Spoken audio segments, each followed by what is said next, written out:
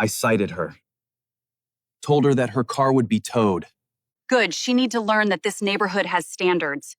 Go back to her house. I want her to be scared.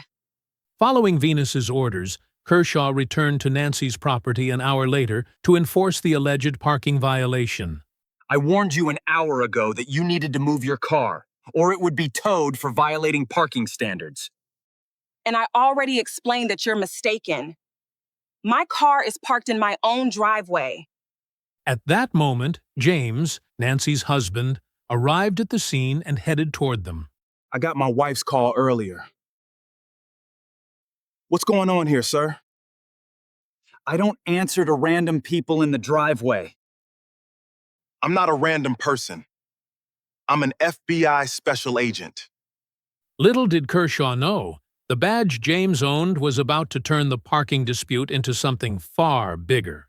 Nancy Whitford pulled into her driveway with 2 bags of groceries riding shotgun. Her arms already ached just thinking about the trip inside. She parked behind her own car, cut the engine, and reached for the bags. That's when the black SUV rolled up. It stopped right behind her, blocking her in. Big letters ran across the side: Cedar Hollow Compliance and Security. A man climbed out, tactical vest, mirrored sunglasses. He walked like he owned the ground under his boots. Nancy straightened up, 1 bag still in her arms. "Can I help you?" "Ma'am, I need you to step away from the vehicle." His voice was flat, bored almost, like he'd said it 100 times to 100 people who all looked like her. "This is my driveway." He didn't answer that. He pulled a small laminated badge from his vest pocket and flashed it fast, then tucked it away before she could read it. "Logan Kershaw, Compliance and Security. Your vehicle's in violation of parking standards." Nancy looked at her own car, parked exactly where it always was, exactly where it had been parked for 3 years. Violation of what? Non-compliant placement. He was already writing on a pad, not even looking up. "I'm citing you. You've got 1 hour to move it, or it gets towed." Towed? Nancy almost laughed, except nothing about this was funny. "From my own driveway." "That's right." He tore the ticket free and held it out to her like she should be grateful he wasn't doing worse. "And every day this stays unresolved. The fine doubles." She didn't take it right away. She looked at him instead. Really looked. At the vest that wasn't a real uniform. At the badge he'd flashed too fast to read. At the way he stood like he expected her to shrink. "Who sent you?" "Compliance," he said, like the word itself was an answer. "Ma'am, I don't have time to argue policy with you. You want to keep the car? Move it." "You don't. That's your business. But the tow's already scheduled." "Nobody scheduled anything. You just got here." Logan smiled then, and it wasn't a nice smile. "You'd be surprised how fast things get scheduled around here." Nancy felt her pulse pick up. Not fear exactly. Something closer to disbelief mixed with rage, the kind that comes from watching someone lie to your face and dare you to call it out. "You're not a real officer," she said slowly. "Are you?" "I'm compliance enforcement for this neighborhood." He said it too smooth, too rehearsed. "Same as if I had a badge from the county. You want to test that? Go ahead. Won't end well for you." The groceries were getting heavy in her arms. Her hands were starting to shake, but not from the weight. "Get off my property." "Can't do that, ma'am." "Not till this is resolved." He glanced at his watch, unbothered, like he had all day to stand there and make her feel small in front of her own house. Clock's already running. Across the street, a small red light blinked steady on Harold Benning's front porch, his doorbell camera. It had been recording the whole time. Logan never once looked over to check. Logan shoved the citation toward her again. This time she took it, just to get his hand out of her space. "You people," he muttered, almost to himself, tucking his pad back into his vest. "Always want to argue, instead of just following the rules like everybody else." Nancy's jaw tightened. Excuse me? Nothing. He was already turning, already walking back toward the SUV like the conversation was over, because he'd decided it was over. 1 hour. I'd hate to see this get worse for you. He climbed back in, started the engine, and pulled away without another look back. No apology, no explanation. Just gone, like he'd already forgotten her name, if he'd ever bothered to ask it. Nancy stood alone in her driveway, groceries in one arm, a fake citation crumpled in the other hand. The street was quiet. A couple of neighbors' curtains twitched, then went still. Nobody came outside. She looked down at the paper. Cheap ink. A logo that didn't match anything she'd ever seen on an actual HOA document. Whoever this Logan Kershaw worked for, it wasn't anyone with real authority, but he'd made it sound real. He'd made it feel real. And standing there, alone, watching his taillights disappear around the corner, Nancy understood one thing clearly. This wasn't over. Not even close. 20 minutes after leaving the Whitford driveway, Logan pulled his SUV into a gas station lot and dialed a number he had saved under one word: boss. It rang once before she picked up. Well? Venus Ashley's voice came through crisp and cool, like she'd been sitting by the phone the whole time waiting for good news. Cited her. Told her an hour before the tow. Good. A pause. The soft clink of ice against glass. Did she argue? Some. Nothing I couldn't handle. They always argue at first. Venus said it like she was talking about a pest problem, not a person. It's what happens after that matters.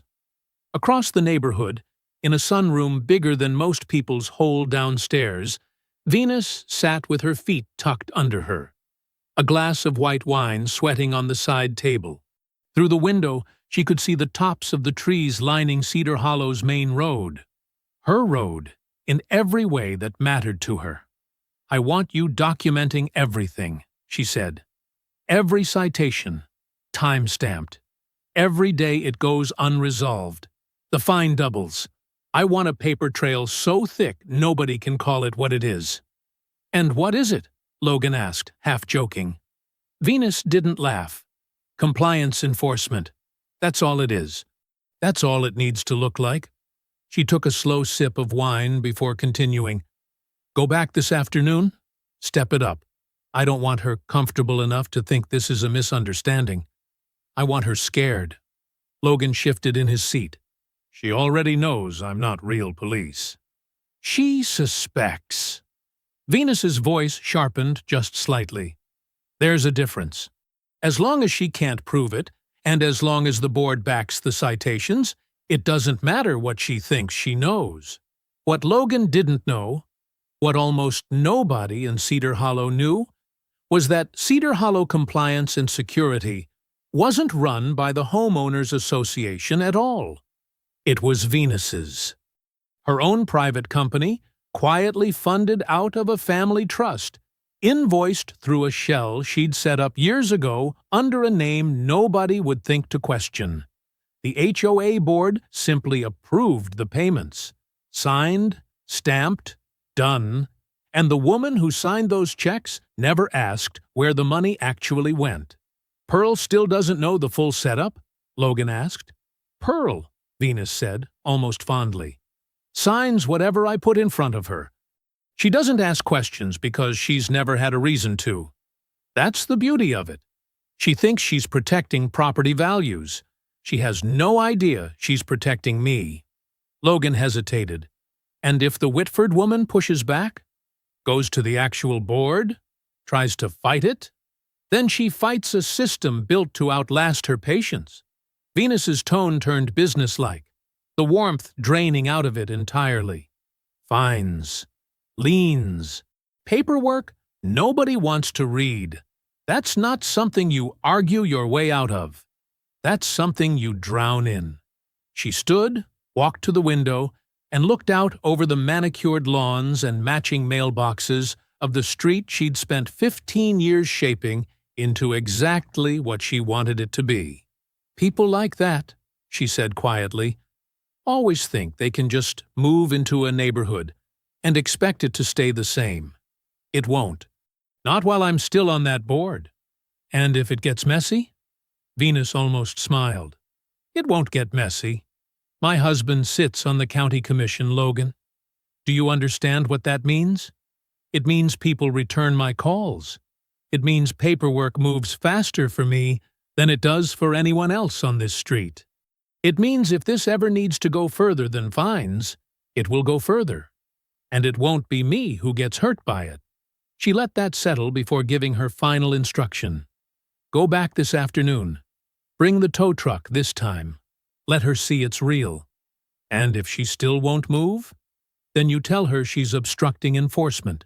Threaten the arrest. She'll back down. A short pause. They always do, eventually. And if she doesn't, well, that's what the board is for. Understood. Good. Venus's voice softened again, almost pleasant, like she was ending a call about lunch plans instead of a campaign to push a family out of their own home. I want her gone before the season's out, Logan. One way or another. She hung up without waiting for a response. Outside, the afternoon sun sat high over Cedar Hollow, warm and golden, glinting off the windows of houses that all looked the same from the street, and hiding, behind every one of them, exactly how far someone with enough money and enough patience was willing to go to keep it that way.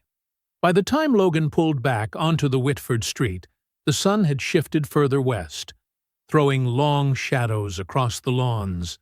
Behind his SUV rumbled a flatbed tow truck, its yellow lights already flashing, even though nothing had happened yet. Nancy was in the kitchen when she heard the engine. She looked out the window and felt her stomach drop. He'd actually brought it.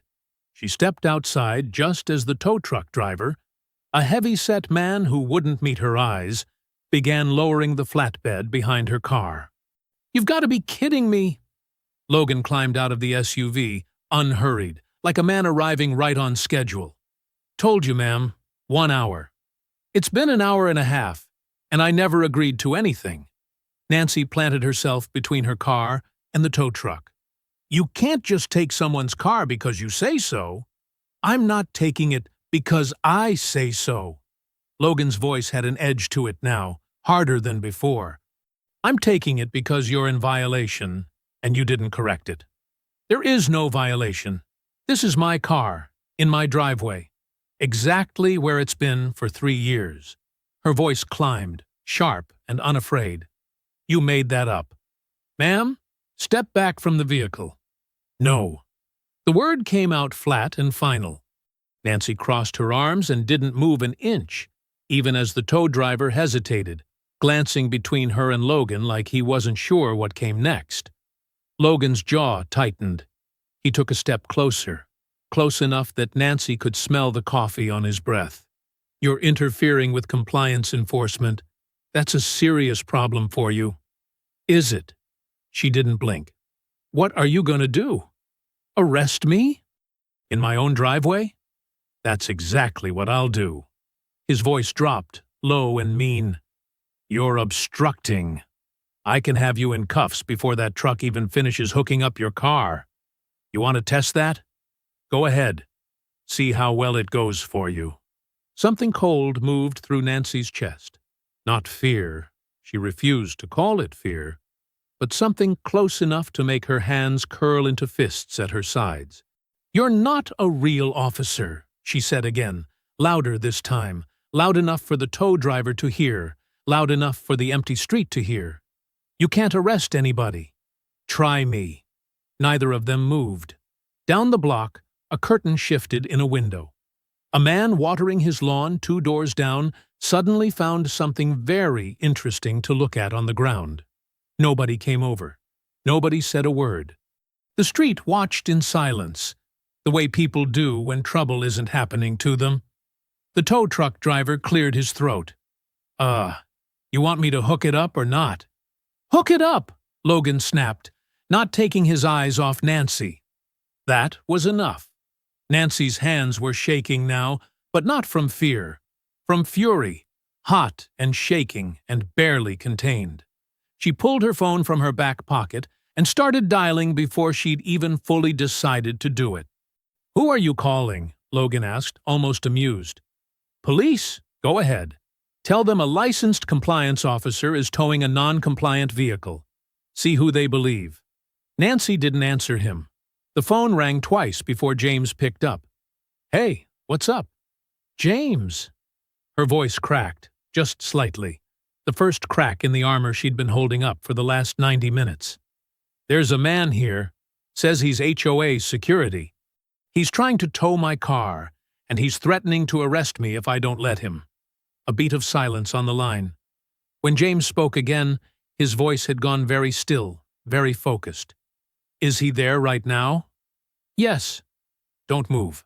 I'm 5 minutes away." The call ended. Nancy lowered the phone and looked back at Logan, who was watching her with something between irritation and disinterest, like her fear was supposed to have arrived by now and hadn't.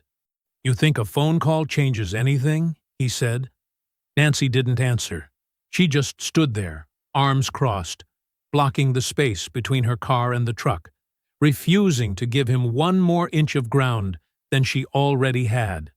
The tow driver shifted awkwardly by the flatbed, chains still slack in his hands, waiting for someone to tell him what happened next. Nobody did. Not yet. For the first time since he'd arrived, Logan glanced at his watch, and then, almost involuntarily, toward the road, like some small part of him had started to wonder exactly who was 5 minutes away. James's truck turned onto the street 4 minutes later, faster than it should have, and pulled up hard against the curb. He was out the door before the engine finished settling. "Nancy!" His eyes swept the scene fast. His wife standing her ground between her car and a tow truck. A man in a tactical vest squared up too close to her. James's whole body shifted, calm on the surface, coiled underneath. "You good?" "I'm fine." Her voice wasn't steady, but her spine was straight. James stepped between Logan and his wife without hurrying, the way a man does when he's used to walking into rooms where things are about to go bad. "What's going on here?" Logan looked him up and down, unimpressed. "Compliance enforcement. Vehicles in violation. You her husband?" "I am." James's voice stayed even. "What department are you with?" "Cedar Hollow Compliance and Security." "That's not a department. That's a company name." James tilted his head slightly. "What agency licenses you? Who's your supervisor?" Logan's jaw shifted. "I don't answer to random people in a driveway." "I'm not random people." James reached into his jacket, slow and deliberate, and pulled out a leather case. He flipped it open. "Special Agent James Whitford, FBI." The street went silent in a different way now. Even the tow truck driver froze, chain still hanging loose from his hand. Logan's face didn't move at first, like his brain hadn't caught up to what his eyes were seeing. "Your FBI," James repeated, steady as stone. "Now, badge number, supervisor's name, and I want to see whatever it is you flashed my wife earlier and called a badge. I don't have to show you anything. You do, actually, because right now you're impersonating a law enforcement officer in front of witnesses, and that's not a parking dispute. That's a federal crime. I never said I was a cop." Logan's voice cracked just slightly, the confidence draining out of it fast. "I said compliance officer. There's a difference." "Is there?" James's eyes didn't leave him. "Because, from where I'm standing, you showed up in a tactical vest, flashed a fake badge, threatened my wife with arrest, and called a tow truck on her car in her own driveway. That's not compliance. That's intimidation. And it's a crime." Logan's hand drifted toward his vest pocket, like he was reaching for the badge to prove something, then stopped, realizing there was nothing in there that would help him. "Look, man, I'm just doing my job." "Whose job?" James's voice sharpened for the first time. "Who's paying you to do this?" Silence. "Who?" James said again, quieter, more dangerous, is paying you. Cedar Hollow compliance. Logan's voice had lost all its earlier swagger. I just get sent where I get sent. James pulled out his phone and started photographing the SUV, the logo, the tow truck, Logan himself. I've got your face, your vehicle, your company name, and 3 witnesses. This isn't going away because you drive off. The tow truck driver, sensing exactly where this was heading, quietly began retracting the flatbed without waiting to be told. Hey, Logan started. Get in your vehicle, James said. Leave, now. If you come back to this property again, I will personally make sure the next conversation happens with actual police, and it won't be about parking. For a moment, Logan looked like he might argue. Then his eyes flicked to the small crowd that had gathered without anyone noticing. A couple standing on their porch, a woman with a phone half raised, filming. He straightened his vest, muttered something under his breath, and turned back toward his SUV. This isn't over, he said, trying to salvage something on his way out. No, James agreed. It isn't. Just not the way you think. Logan climbed in and pulled away fast, tires chirping against the curb, the tow truck rumbling off behind him with an empty flatbed. Nancy let out a breath she felt like she'd been holding for 2 hours. That's when she saw her. Venus Ashley, standing at the edge of the driveway, arms crossed, face unreadable, having arrived just in time to watch her hired man get taken apart in front of half the street. Nobody had called her. She'd come on her own.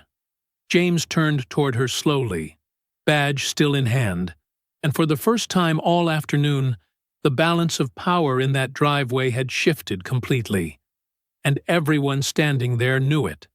Venus didn't move at first. She stood at the edge of the driveway like she'd stepped into a photograph she hadn't posed for, taking in the empty space where Logan's SUV had been, the tow truck's tire marks still fresh on the asphalt. James closed his badge case and slid it back into his jacket. You're the one running compliance. It wasn't a question, and Venus didn't treat it like one. I'm a member of the HOA board, she said, smooth as glass, stepping closer with her chin lifted like she owned the ground she was walking on. I don't know what you think you saw here, Agent Whitford, but Mr. Kershaw is a private contractor, not HOA staff. Whatever mistake he made is his own. He flashed a fake badge and threatened to arrest my wife. That does sound unfortunate. Venus's mouth curved into something that wasn't quite a smile. I'll be sure it's addressed. Nancy stepped forward, her voice tight. You knew exactly what he was doing. You sent him. I did no such thing. Venus's eyes flicked over Nancy, cool and assessing, the way someone looks at a stain they're deciding whether to bother cleaning. I simply expect residents to follow the community's standards. That's all any of this has ever been about. Standards?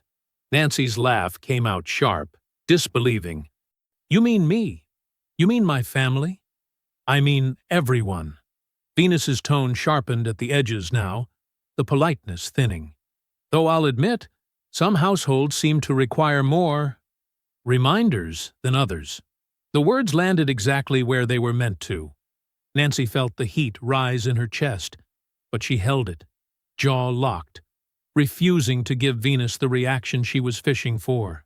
James's voice stayed level, but there was steel underneath it now. You want to be careful how you finish that sentence. Venus didn't flinch.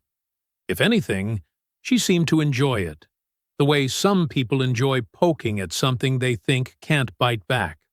I'm simply saying, Agent Whitford, that some people move into a neighborhood like this and expect it to just adjust. It doesn't. Cedar Hollow has rules. Rules exist for a reason. The rule Logan was enforcing didn't exist an hour ago, James said. You made it up on the spot. Prove it. Venus's smile came back, thin and certain. Mr. Kershaw doesn't work for the HOA. He works for a private security firm the board contracted independently. Whatever he did wrong, that's a matter for him, not for me, and certainly not for the association. That's convenient. That's legal, Venus corrected, her voice cooling into something almost bored. You caught yourself a rent-a-cop playing pretend. Congratulations. But the HOA's actual authority, fines, violations, liens, that's real, Agent Whitford. That's mine to enforce, by the book, whether you like it or not. She let her gaze drift to Nancy one last time, unhurried, deliberate. And from what I understand, your paperwork's already quite behind. Nancy felt the floor tilt slightly beneath the threat buried in that sentence. What is that supposed to mean? It means, Venus said, already turning to leave, that this isn't over just because you scared off one man in a vest. She started walking back down the sidewalk, unbothered, like she'd already spent the last of her patience on people who didn't deserve more of it. Halfway to the corner, she lifted her phone to her ear. "Pearl," she said, voice carrying just enough for Nancy and James to hear it, whether by accident or design. "Pull every file we have on the Whitford property. Every one. If Logan can't touch them, the board will." She didn't wait for an answer before ending the call and disappearing around the bend in the road. Nancy stood in the driveway beside her husband, the citation still crumpled in her fist, watching Venus's retreating figure with a slow, sinking feeling that had nothing to do with the man in the tactical vest. "That's not a woman who's done," she said quietly. James put a hand on her shoulder, his eyes still fixed on the empty street where Venus had vanished. "No," he said. "That's a woman who just found out her first plan didn't work." Nancy looked down at the citation in her hand, the ink already smudged from how hard she'd been gripping it. "So what happens now?" James didn't answer right away. He was still watching the corner, jaw tight, already turning the pieces over in his mind. The badge, the company name, the phone call to someone named Pearl. "Now," he finally said, "we find out how far she's willing to take this." 3 days after Logan drove off with an empty flatbed, an envelope showed up in the Whitford's mailbox. Cream-colored, heavy paper, the kind that made everything inside feel official, whether it was or not. Nancy opened it, standing at the kitchen counter. Notice of emergency HOA meeting. Mandatory attendance for affected homeowners. Her name was listed. Just hers. No one else on the street had gotten one, she'd find out later. When she asked around and got nothing but confused shrugs. "They're calling a meeting," she said, sliding the paper across to James. "Just for us." He read it twice, his face going still in that way it did when he was already 3 steps ahead of whatever was coming. "Then we go," he said. Together. The meeting was held 2 nights later in the clubhouse Nancy had walked past 100 times and never once needed to enter. Folding chairs, a long table up front. Pearl Denver sat at the center of it, papers stacked neatly in front of her, refusing to meet Nancy's eyes as they walked in. Venus sat off to the side, not at the table, not needing to be. "Let's begin," Pearl said, tapping the papers into a neat pile. "We've had some concerns come to light regarding the Whitford property." "Concerns?" Nancy repeated. "What concerns?" Pearl slid a folder across the table like she'd rehearsed the motion. "A review of the property's history has turned up several outstanding violations. Landscaping non-compliance, improper storage in the side yard, an unapproved fence modification from—" She squinted at the paper. 4 years ago. 4 years ago. James's voice was flat. "Nobody said a word about any of this for 4 years. That doesn't mean it wasn't a violation." Pearl didn't look up. "The board is well within its rights to enforce standing bylaws retroactively. Convenient," Nancy said, "that they're only being enforced now." "I'd be careful with that tone," Pearl said, though her hands were trembling slightly as she straightened the folder. James leaned forward. "How much are we talking?" Pearl read off the number without flinching. like reading a grocery list. It was thousands of dollars. More than thousands. Enough to make Nancy's stomach drop straight through the floor. "That's insane," Nancy said. "Nobody else on this street has ever paid a fine like that for anything." "Every homeowner is held to the same standard," Pearl said, though the words came out stiff, rehearsed, like she didn't fully believe them herself. James's jaw tightened. This started 4 days ago. The exact same week a man impersonating an officer tried to tow my wife's car. "You expect us to believe that's a coincidence?" For the first time, Pearl's composure cracked, just slightly. Her eyes flicked, almost involuntarily, toward Venus, sitting quiet and still at the edge of the room. Venus said nothing. She didn't need to. She simply sat there, hands folded, letting the paperwork do exactly what she'd built it to do. "The board has voted," Pearl continued, recovering her voice. "If the fines remain unpaid within 30 days, the association is authorized to file a lien against the property."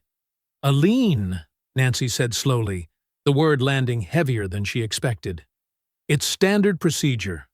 "There's nothing standard about any of this," James said. "You made up violations that don't exist to punish us for something that happened in our own driveway." "I'd choose your next words carefully, Agent Whitford," Pearl said, though her voice wavered on his title, like even she wasn't sure she believed the threat behind it. Interfering with an HOA proceeding could complicate things further.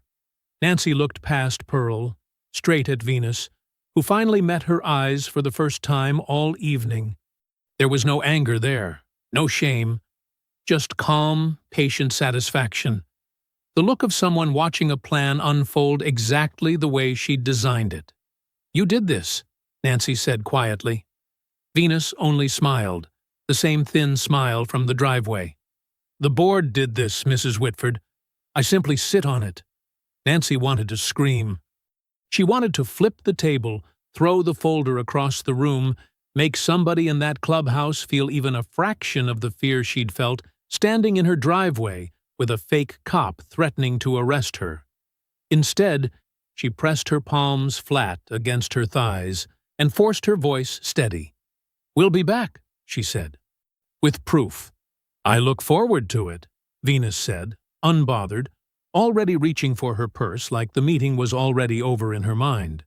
Nancy and James walked out into the cool night air, the folder of fake violations clutched tight in Nancy's hand, both of them realizing at the same moment that Logan's arrest hadn't ended anything. It had just moved the fight somewhere Venus felt safer. The call came the next morning while Nancy was still standing at the stove, coffee going cold beside her. "It's Detective Ramos," James said, phone pressed to his ear, already reaching for a pen. "About Kershaw." He listened for a long moment, nodding slowly. "Understood. Appreciate the update." He hung up and looked at Nancy. "They arrested him, Logan. Impersonating a law enforcement officer, official misconduct charges pending. It's real. It's on record." Nancy felt something loosen in her chest for the first time in days. Not relief, exactly, but something close to it.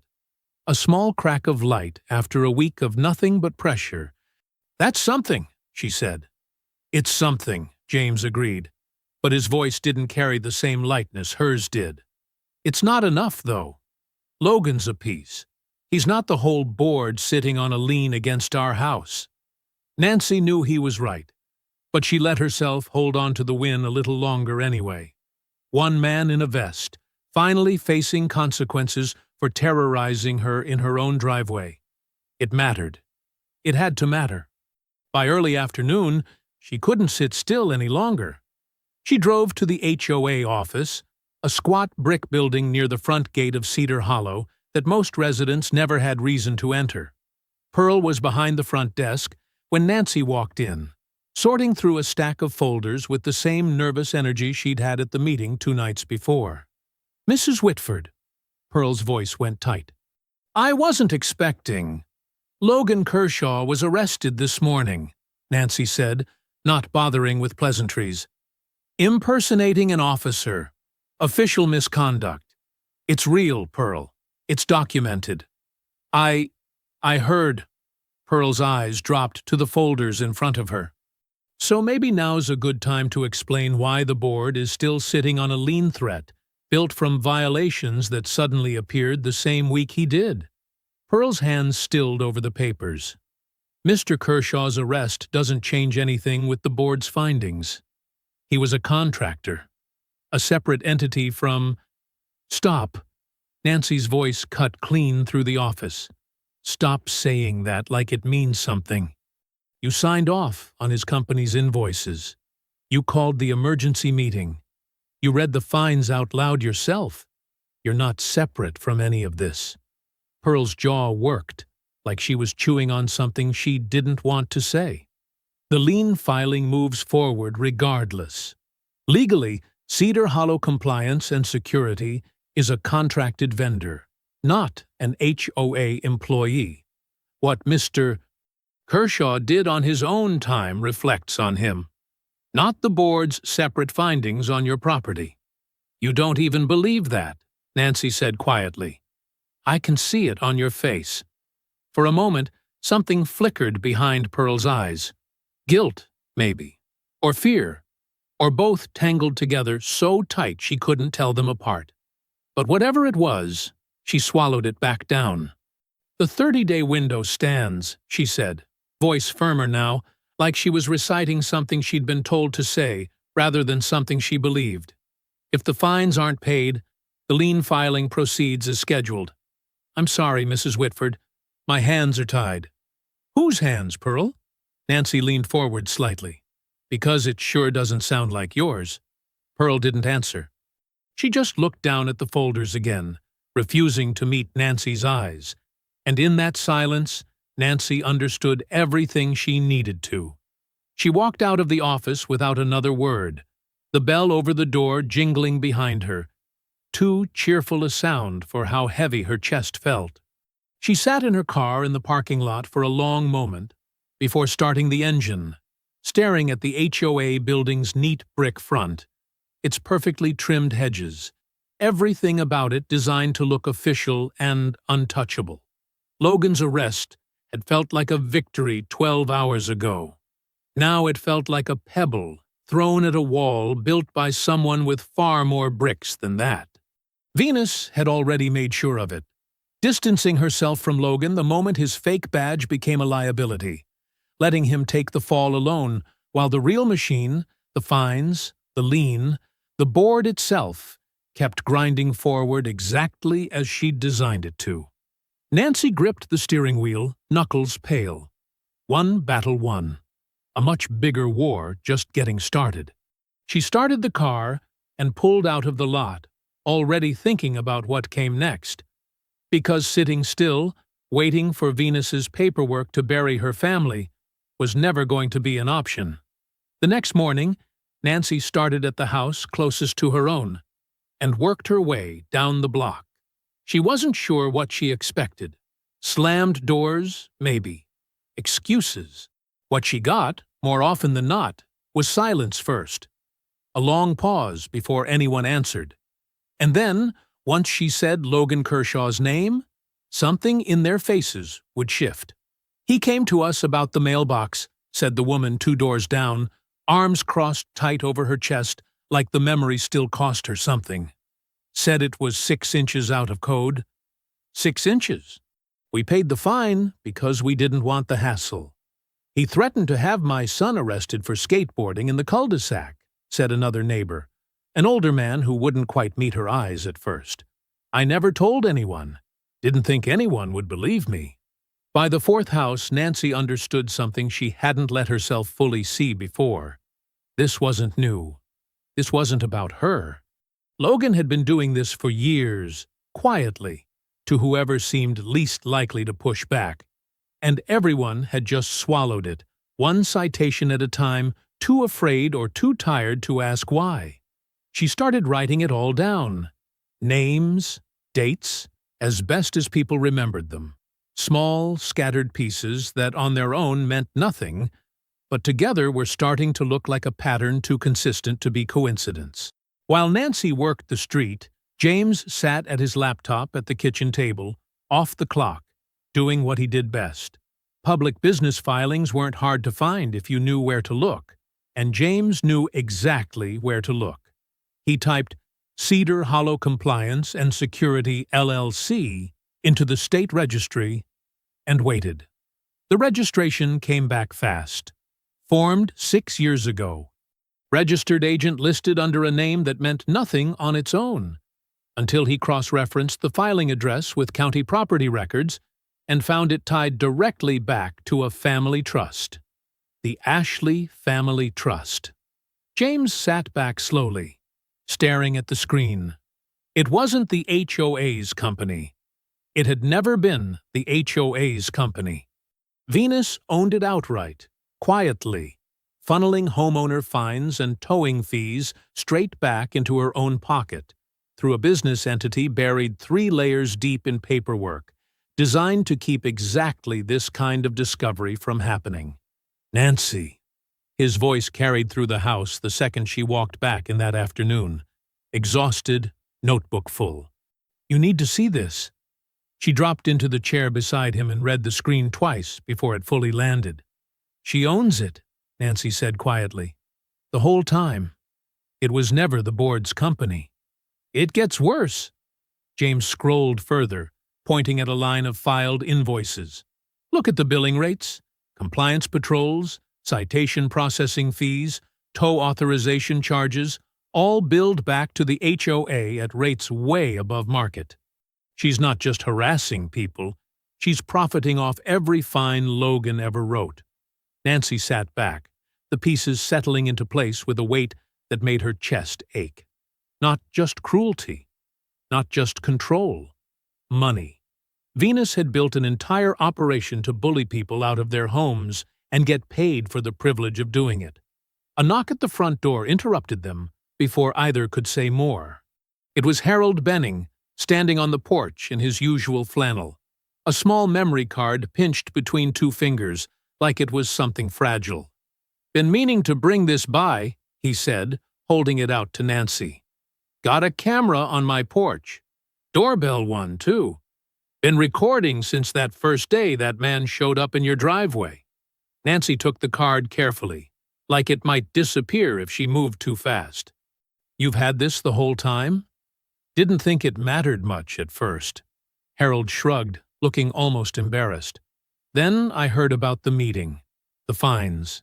Figured maybe it's time somebody besides me actually sees what I've got. Thank you, Harold. Nancy's voice caught slightly. Really?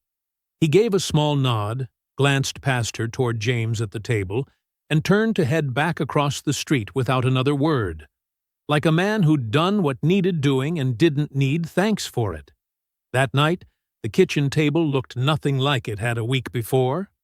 LLC filings, invoice records, Nancy's handwritten list of neighbors and their stories, Harold's memory card sitting between them, still unopened, holding whatever proof it carried. James reached over and took Nancy's hand. We've got something real now, he said. Not just anger, not just suspicion, something we can actually use. Nancy looked at the pile in front of them, the first real weapon they'd had since this started. Then let's use it, she said. The email arrived Monday morning, buried in James's inbox between routine case updates. The subject line was short and cold. Mandatory meeting. Office of Professional Responsibility. He read it twice before saying anything to Nancy. They want to see me. Today. About what? It doesn't say.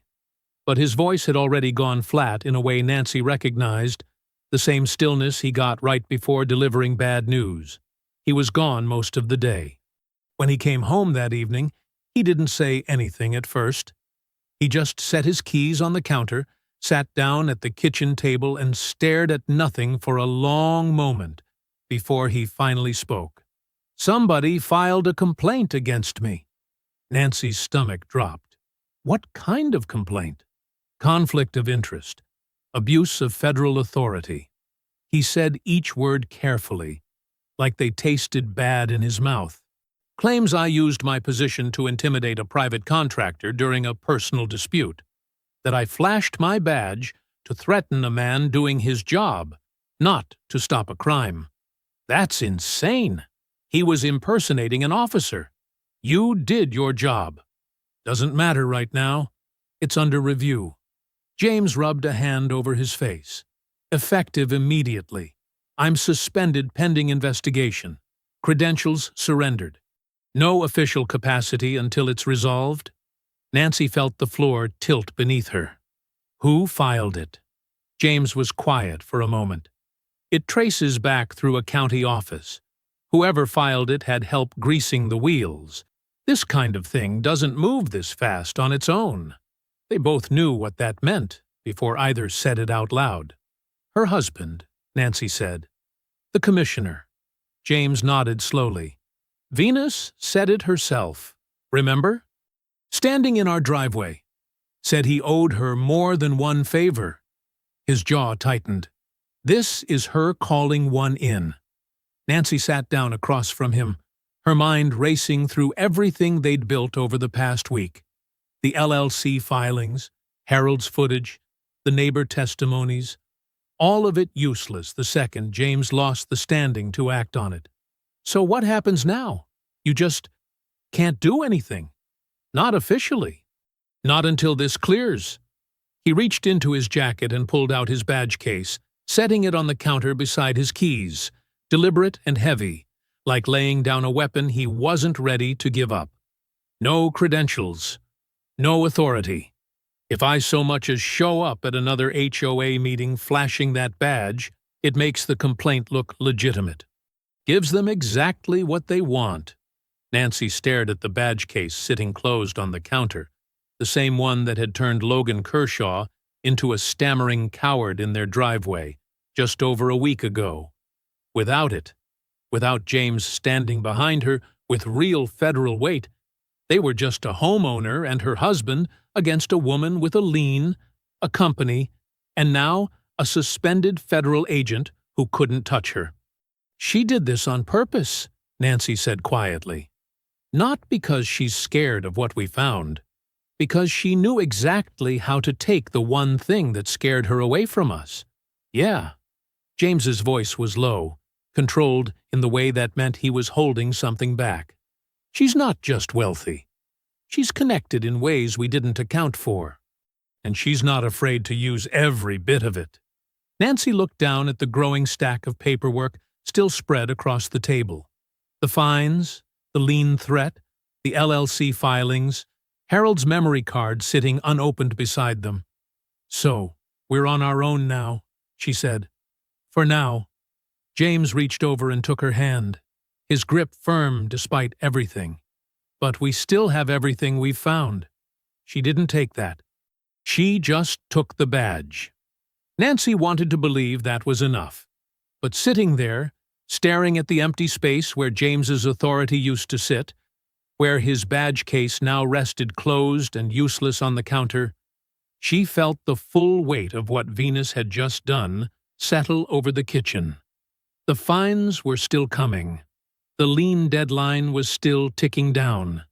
And the one advantage that had made Venus's own contractor crumble in fear was gone, stripped away with a single complaint and one phone call from a man who owed his wife a favor. Outside, the neighborhood sat quiet under the evening light.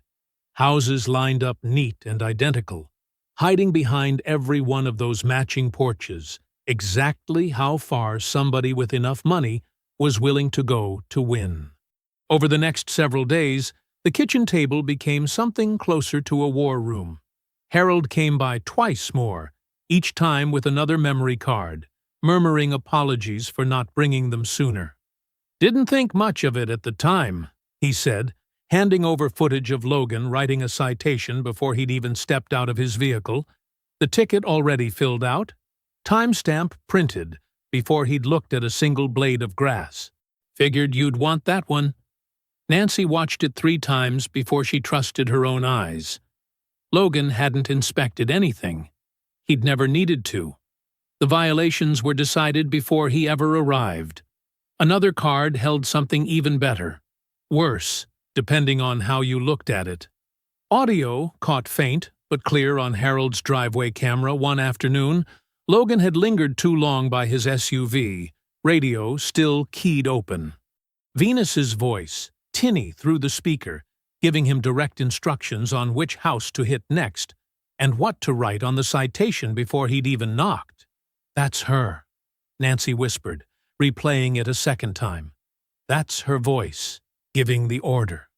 James, still without his badge, without his credentials, worked anyway. Quietly, carefully, staying just inside the lines of what he wasn't allowed to touch officially. He organized the LLC filings into something readable. He cross-referenced invoice numbers against tow dates. He built a timeline that made the pattern undeniable to anyone willing to look at it honestly. By the end of the week, they had a folder. Thick, real. Harold's recordings, the shell company paperwork, 6 separate neighbor accounts written out and signed, a spreadsheet of billing records showing exactly how much money had flowed from HOA fines straight into an account tied to Venus's family trust. "This isn't a rumor anymore," James said, flipping through it one last time the night before the next scheduled board meeting. "This is a case." "Then let's take it to them," Nancy said. The clubhouse was fuller than usual that night. Word had gotten around. Nancy's quiet door-knocking over the past week had done more than gather evidence. It had gathered witnesses. A dozen neighbors sat scattered through the folding chairs, arms crossed, waiting to see what would happen. Pearl sat at the front table again, papers stacked neatly, though her hands weren't as steady as they'd been the last time. "We have new information," Nancy said, standing before the board had even finished its opening remarks. She didn't wait for permission. "Regarding the violations against my home, and regarding Cedar Hollow compliance and security." She laid it out, piece by piece. The LLC filing, tied directly to the Ashley Family Trust, the inflated invoices. Harold's footage, played once on a laptop set up at the front of the room. Logan writing a citation before ever leaving his vehicle. Venus's voice on the radio giving direct orders. The neighbor statements, read aloud one after another, each one landing heavier than the last. The room went quiet in a way it hadn't been quiet all night. Pearl's face had gone pale. She looked at the folder in front of her, then at Venus sitting near the back, and for the first time didn't seem to know which direction to turn. Whispers moved through the folding chairs. A woman near the front covered her mouth. The board members exchanged glances, the kind that meant something was shifting. Something that had felt untouchable 10 minutes ago, now cracking open in front of everyone. "This is clear evidence of a conflict of interest," James said, standing beside his wife despite having no badge to back him. "Financial fraud, falsified violations. I'd ask the board to consider voiding the fines and dissolving the compliance contract effective immediately." The board chair, an older man who rarely spoke, cleared his throat and looked down the table. "Given what's been presented, I think we need to put this to an immediate vote." Murmurs of agreement rippled through the room. Even a few board members were nodding. Nancy felt it then. The first real shift she'd felt since Logan's SUV had pulled into her driveway. The room was turning. The evidence was doing exactly what she'd hoped it would do. She looked toward the back of the room, toward Venus. For the first time, Venus wasn't smiling. Her arms were crossed tight, her jaw set, her eyes darting once toward Pearl, once toward the folder still open on the table, calculating something behind a face that had never once looked uncertain until this moment. "Let's put it to a vote," the chair said again, gathering the room's attention. "All in favor of dissolving the compliance contract and voiding the fines against the Whitford property." Nancy held her breath. For one long, suspended second, it felt like they'd already won. "Point of order." Pearl's voice cut through the room before the chair could finish calling the vote. She was on her feet now, hands flat against the table, something desperate flickering behind her eyes. The chair paused, gavel half raised. Pearl. Bylaws require 48 hours written notice before any vote affecting an active vendor contract. Her words came fast, rehearsed in a way that made Nancy's stomach twist. This wasn't on the published agenda. Procedurally, we can't vote tonight. A murmur rolled through the folding chairs, confusion turning to frustration. That's absurd, James said. The evidence is right in front of you. It's the bylaws, Pearl said, not quite meeting his eyes. I don't make the rules. I just have to follow them. The chair looked down at his own copy of the association bylaws, flipping pages he clearly hadn't expected to need. She's technically correct. We'd need to reschedule. Reschedule to when? Nancy's voice cracked with disbelief. I'll circulate a new date, Pearl said, already gathering her papers, refusing to look at anyone directly. Within the required window. The room deflated all at once, the energy that had built through Nancy's evidence draining out like water through a cracked pipe. Neighbors exchanged uneasy glances. A few got up and left without a word, the way people do when a fight they'd started to believe in suddenly stalls out. Venus, still seated at the back, hadn't moved. She hadn't needed to. Whatever call had been made to delay this vote, it hadn't come from her lips. It had come from somewhere with enough weight to bend a room in her favor without her saying a single word.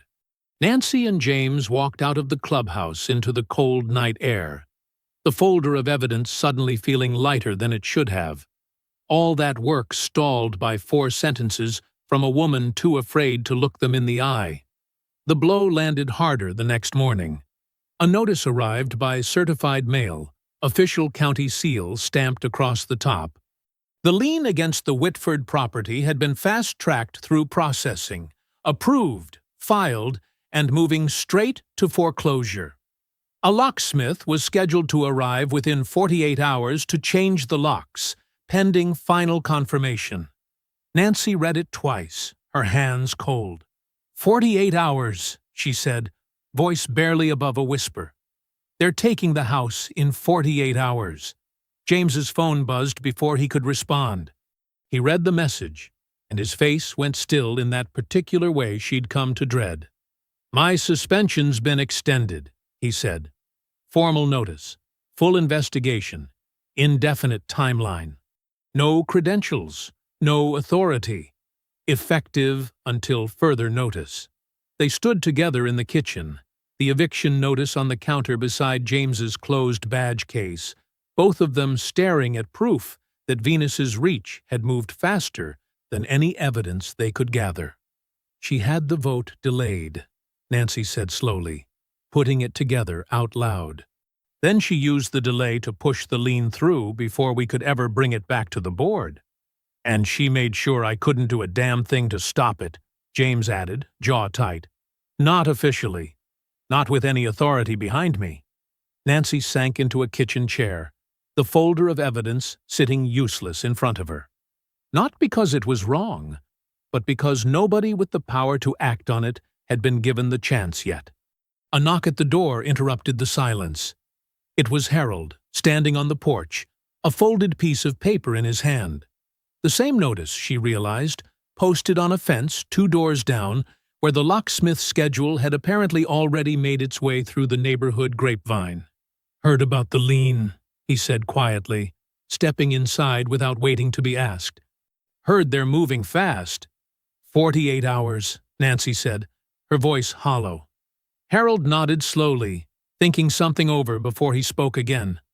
I've still got more, you know. Cards I never gave you.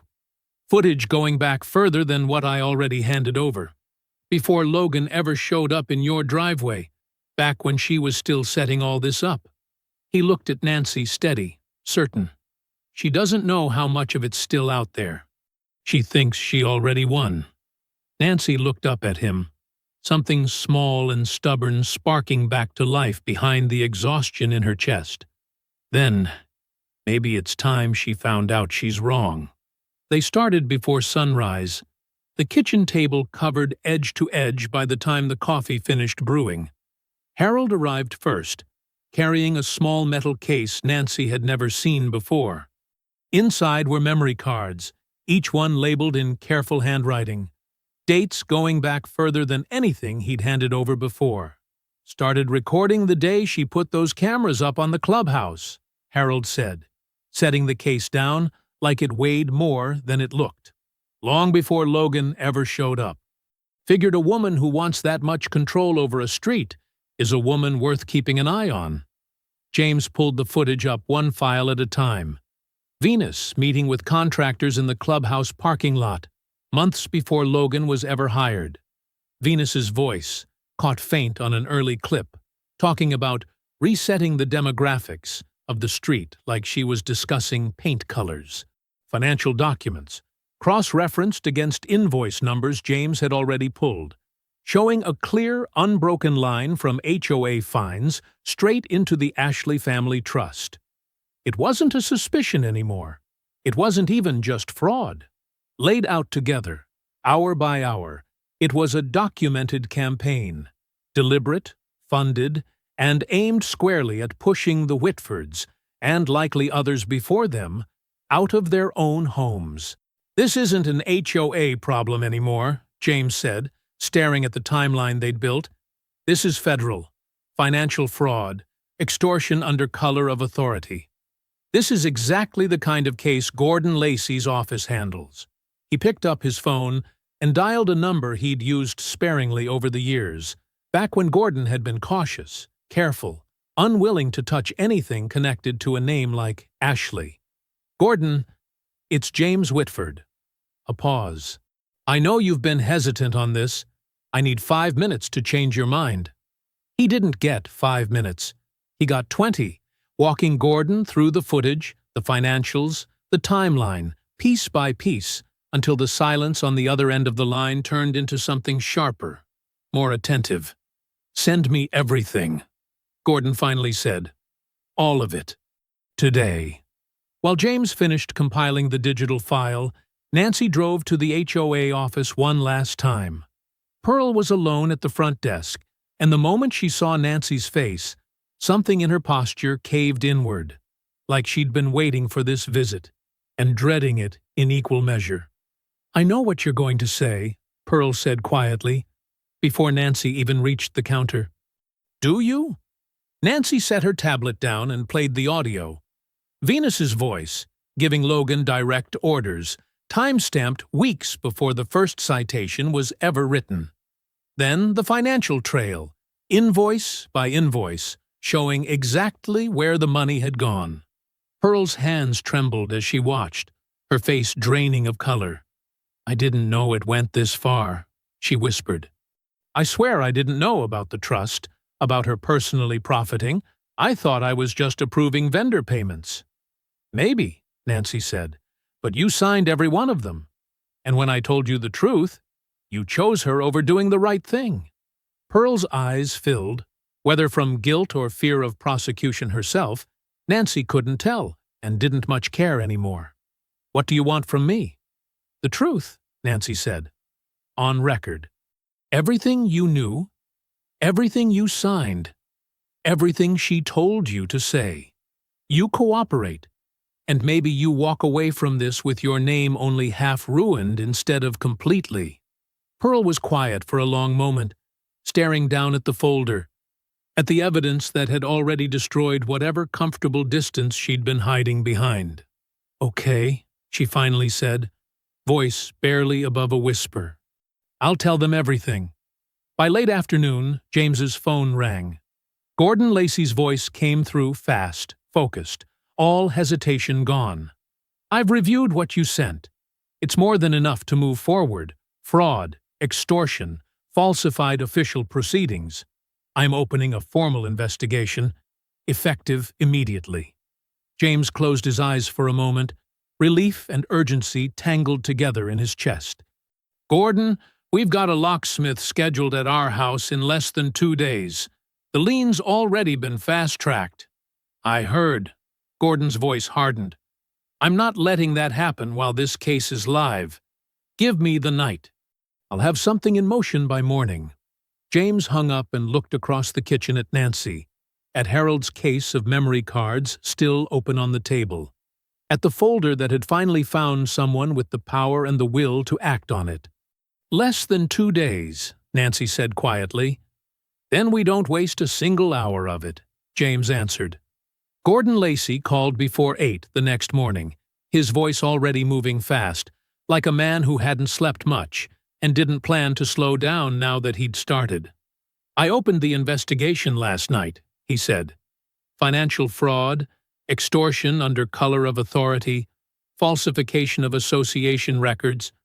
It's real, it's filed, and it's not going away quietly." James put the call on speaker so Nancy could hear. "What about the lien? The locksmith still scheduled?" "Working on it. Give me the morning." While Gordon's office moved on the paperwork, something else was already unraveling on its own. As part of the investigation, Gordon's team pulled the full record behind the complaint that had suspended James in the first place, and what they found didn't hold up to even a light touch. No supporting documentation, no formal incident report, just a single call placed through a county office, expedited by someone with enough influence to skip every normal step in the process. Venus's husband's name was all over it. By mid-morning, James's phone buzzed with a message from the FBI's Internal Review Board. He read it standing at the kitchen counter, Nancy watching his face for any sign of what it said. "They're dismissing the complaint," he said slowly, like he wasn't sure he trusted the words yet. "No basis. Politically motivated. Filed to obstruct an active matter." He looked up at her. "I'm reinstated. Full credentials. Effective immediately." Nancy crossed the kitchen and wrapped her arms around him before he could say anything else. The two of them standing there for a long moment in the middle of everything still unresolved, letting themselves feel one small piece of it going right. "She overplayed it," Nancy said finally, pulling back. "The complaint. She pushed too hard, too fast, and it left a trail straight back to her husband. Looks that way." James's jaw was tight, but there was something steadier in his eyes now, something that had been missing since the day he'd set his badge on the counter. "She thought taking my credentials would stop us. Instead, it just gave Gordon another thread to pull." His phone rang again almost immediately. "Gordon." "I've got Pearl Denver's statement on record," Gordon said. "Full cooperation, in writing, corroborating everything in your file. Between that and the footage, I've got more than enough to move on Venus Ashley directly. I'm calling for an emergency reconvening of the HOA board first thing tomorrow morning." "The locksmith's scheduled for tomorrow, too," James said. "I know. I already contacted the county recorder's office. The lien processing is being flagged for review pending the outcome of the fraud investigation. It won't stop that truck from showing up, but it gives us the leverage to void everything the second this is public." Gordon's voice hardened. "Be there tomorrow morning, both of you. Bring everything." The call ended, and for a moment neither of them spoke. The weight of how close they'd come, how close they still were, settling over the kitchen. That evening, they sat at the table one final time, going through the file together from start to finish. Harold's earliest footage, the financial records tying the LLC straight to Venus's trust, Pearl's signed statement, the recording of Venus's voice giving orders over Logan's radio, calm and certain, never once imagining anyone would be listening close enough to catch her. "Tomorrow," James said, closing the folder, "we don't ask her to explain herself. We show her we already know the truth, and we make sure everyone in that room hears it at the same time she does." Nancy looked at the badge case sitting on the counter, no longer closed, no longer taken away. James picked it up and slid it back into his jacket, the weight of it settling into place like it belonged there again. "She took this from you to stop us," Nancy said. and all it did was buy her one more day. One more day, James agreed. That runs out tomorrow morning. Outside, the evening settled quiet over Cedar Hollow. Porch lights flickering on one by one down the street. The same street where Logan Kershaw had once stood in a fake vest, telling Nancy she had 1 hour before her car got towed. Tomorrow, the clock would finally run out on someone else. The locksmith's truck was already parked at the curb when Nancy and James pulled into their own driveway the next morning, its yellow light spinning slow and lazy, like changing the locks on someone's house was just another Tuesday errand. Nancy's stomach turned at the sight of it. James didn't slow down. "It doesn't touch the door today," he said, steering her past it toward the car. "Not while we're still breathing." The clubhouse was already full by the time they arrived, fuller than either of the last 2 meetings combined. Word had spread fast. Nancy hadn't even needed to knock on doors this time. Neighbors filled every folding chair, spilled along the back wall, phones half raised, waiting. Gordon Lacey stood near the front table, a leather folder tucked under one arm, badge clipped visibly to his belt. James walked in beside Nancy, his own credentials back in place for the first time in over a week, and the room seemed to feel the shift the moment he crossed the threshold. Pearl sat at the board table, pale, hands folded tightly in her lap, refusing to look anywhere near Venus, who had taken her usual seat near the back, like she still believed the room belonged to her. The chair called the meeting to order, but Gordon didn't wait for an agenda. "I'm Assistant County Prosecutor Gordon Lacey," he said, stepping forward. "I'm here regarding an active investigation into fraud, extortion, and falsification of official HOA proceedings tied to Cedar Hollow compliance and security." Murmurs rolled through the crowd. Venus's expression didn't change, not yet, but her arms crossed a fraction tighter. Gordon opened the folder. Cedar Hollow compliance and security is not, and has never been, an HOA-operated entity. It is a private company registered to the Ashley Family Trust, personally controlled by Venus Ashley. "That's a mischaracterization," Venus said, voice sharp, cutting across the room. "I've said before." "You'll have your chance," Gordon said, not raising his voice, not needing to. He pressed play on a laptop set up at the front table. Venus's own voice filled the room, tinny through the speaker, caught on Logan's open radio weeks before the first citation had ever been written against the Whitfords. "Hit the Whitford house next. Write it up before you even get out of the car. I want the fine doubling by Friday." The room went dead silent. "That's—" Venus started, but her voice had lost its edge. "There's more," Gordon said, and pulled up the financial records next, invoice numbers scrolling across the screen, each one tracing a clean, unbroken line from fabricated HOA fines straight into an account belonging to the Ashley Family Trust. Over the past 6 years, Cedar Hollow Compliance has billed this association more than $400,000 in inflated fees, tow authorizations, and citation processing charges. All of it funneled directly back to Mrs. Ashley personally. Pearl, seated at the board table, finally spoke, her voice trembling but clear. "I signed those invoices believing they were legitimate vendor payments. I was directed repeatedly by Mrs. Ashley on which fines to approve and which residents to target. I have that in writing. I've already given a full statement to the prosecutor's office." Every head in the room turned toward Venus.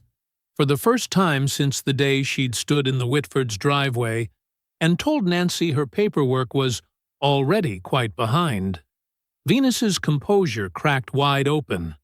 Her jaw tightened. Her eyes darted toward the door, toward the crowd blocking it, toward Pearl, who wouldn't look at her anymore. "This is a smear," Venus said, voice rising, brittle at the edges now. "You have no right." I have every right, Gordon said calmly. Venus Ashley, you're under arrest for fraud, extortion, and falsification of official records. Two sheriff's deputies stepped forward from the back of the room, where they'd been waiting quietly the entire time. You can't do this, Venus said, standing abruptly, her voice cracking now, all the ice finally melting into panic. Do you know who my husband is? I do, Gordon said, unmoved. He's currently under separate review for improperly influencing a federal personnel complaint. That's a conversation for another day. The deputies moved in. Venus tried to step back, but there was nowhere left to go. Just a room full of neighbors who had watched her build an empire out of their fear, now watching it collapse in real time.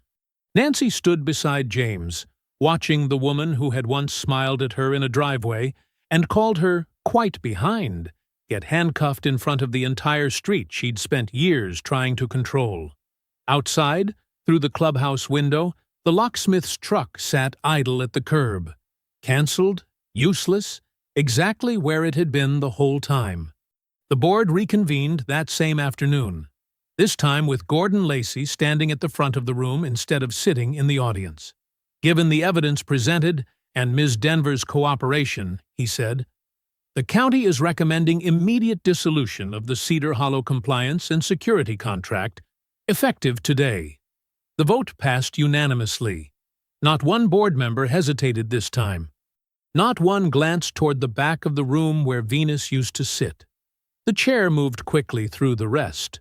Motions that would have taken weeks under normal circumstances now cleared in minutes, the whole board eager to scrub every trace of Venus's fingerprints off their books. The lien against the Whitford property is voided, effective immediately, the chair announced. All retroactive fines assessed against the Whitford household are formally rescinded. Nancy felt her shoulders drop for the first time in what felt like weeks, a weight lifting she hadn't fully realized she was still carrying. Furthermore, the chair continued, reading from a page Gordon had clearly helped him draft, the board authorizes formal damages to the Whitford family for wrongful enforcement action and reputational harm, amount to be determined in coordination with the county. A few neighbors actually applauded. Nancy hadn't expected that. She hadn't expected any of it, honestly. Not the standing ovation of folding chairs, not the small, relieved smiles from people who'd spent years quietly enduring Logan's citations and never said a word until she'd started knocking on doors. Pearl was removed from the board that same meeting, stripped of her position but spared prosecution in exchange for her full cooperation. She didn't argue. She sat through the vote with her hands folded, eyes down, looking like a woman who understood exactly how much she'd allowed to happen simply by never asking the right questions. Logan Kershaw's case moved fast after that. Once his role in Venus's scheme became clear, the citations written before inspections, the fines fabricated on command, his charges were upgraded from simple impersonation to conspiracy. He wouldn't be showing up in anyone's driveway again anytime soon. James's suspension was formally closed within the week, his record wiped clean, the fabricated complaint noted for what it was. He didn't say much about it when the confirmation came through. He just set his badge case on the counter, opened, the way it used to sit before any of this started, like something ordinary had finally been allowed to be ordinary again. That evening, Nancy stood in her driveway, the same driveway where Logan had once flashed a fake badge and given her an hour to disappear. A moving truck sat outside Venus's house instead, deputies overseeing as boxes were carried out under a court order freezing what remained of the family trust. Venus wasn't there to watch it happen. She was somewhere processing paperwork of an entirely different kind, the kind with fingerprints and mugshots attached. Nancy watched for a moment, feeling less triumph than she expected. Mostly just relief. Mostly just tired, in the good way. The way that comes after carrying something heavy for a long time and finally getting to set it down. James stepped out onto the porch behind her, 2 mugs of coffee in hand, and passed one over without a word. "It's really over," Nancy said, more to herself than to him. "This part is," James said, "the part where she thought she could bury us." Nancy looked down the street at the quiet houses, at the porch lights flickering on one by one, at neighbors who'd spent years too afraid to say anything, finally starting to talk to each other in ways they hadn't before. Across the street, Harold sat on his porch in his usual spot, a cup of tea steaming beside him, his doorbell camera's small red light blinking steady like it always had. Through Logan's first visit, through the tow truck, through every quiet afternoon, Venus had assumed nobody was watching closely enough to catch her. Nancy caught his eye and gave him a small nod.